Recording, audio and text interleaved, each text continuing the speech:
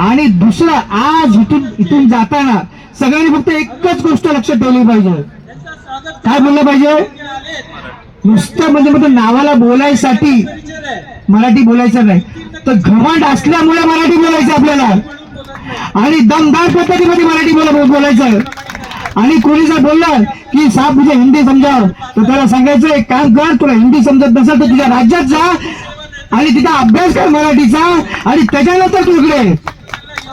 त्याचप्रमाणे त्यांनी एक चांगला मुद्दा एक मांडलेला आहे. तो मुद्दा म्हणजे असा की परप्रांतांचा लोंढा इथे येतो.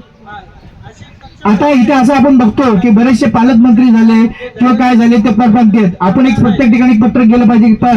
महाराष्ट्रामध्ये प्रत्येक ठिकाणी पालकमंत्री कोण असले तर फक्त मराठी असला पाहिजे, त्याच्यापेक्षा दुसरा कोण नसला पाहिजे.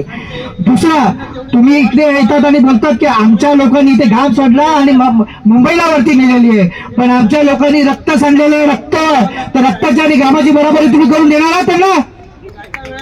एक देणार का तुम्ही? नाही ना. तर आमचं रक्त आटलेलं आहे, आमच्या पूर्वजांनी रक्त सांडलेलं आहे आणि त्या रक्ताचं मातीमोल आम्ही इथून पुढे करून देणार नाही.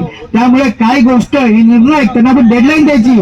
मराठी माणूस कसं एकदाच चेतावणी देतो, त्यांना सांगायचं एकदाच चेतावणी, उसके बाद बतावणी, फिनिश. त्याच्यानंतर आम्ही काय ऐकणार नाही बाबा. एकदा तुम्ही ऐकलं ठीक आहे. बघा बऱ्याच वेळा तुम्हाला एखादा कंप्लेंट येतात किंवा काय लेटर येतात, कधी येतात कळत सुद्धा नाही. तो निर्णय पास करून मोकळं होतं की नाही? तसंच आपल्याकडे पण कडक करायचं काम आणि बेधडक करायचं.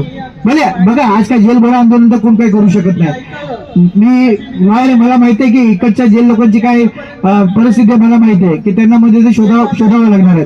त्याचप्रमाणे जी आपली जी आता मराठी बांधव आहेत ते बोलतात की आमचे लँड वगैरे काय वगैरे, जोपर्यंत प्रॉपर्टी कार्ड वरती जरी समजा एखाद्या परप्रांतीचं नाव असेल तर त्याच्या ठिकाणी त्या तोडीस्तोड म्हणजे खांद्याला काय त्याचा खांदा खालती झाला पाहिजे आणि आपल्या डोक्यावरती आलं पाहिजे.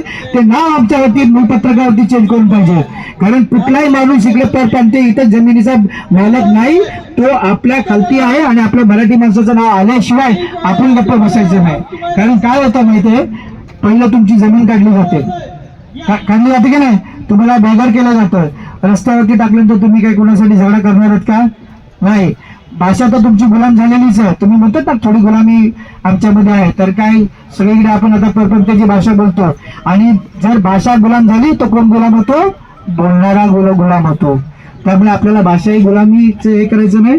माझ्याच्याने जेवढं शक्य होईल, हे पत्रक तर मी वाचलेलं आहे, अप्रतिम पत्रक आहे. ज्याने कोणी विचार केलेला आहे, म्हणजे मी खरंच साळुंखे साहेबांना बोललो, साहेब हे तुमचं पत्रक नसेल आणि त्यांचं जर डोकं असेल तर जोरदार टाळ्या होऊन जाऊ द्या.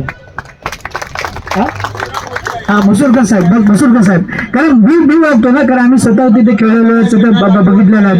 तर आपल्याकडे एक विद्वान माणसं आहेत, मसूरकर साहेब, जोरदार टाळ्या होऊन जाऊ द्या. कारण आज बघा काय माहिती का, आपल्या मराठी माणसासाठी एक मराठी माणूस उभा आहे, तर साहेब तुमच्यासाठी मी 24/7 उभा आहे, 24/7. बरोबर, कधी पण काय लागलं तर बिंदासपणे बोला. आपली बरीच ओळख आहे. हा, आपली ओळख फक्त एकच आहे मराठी माणसाची, आणि तेवढी ओळख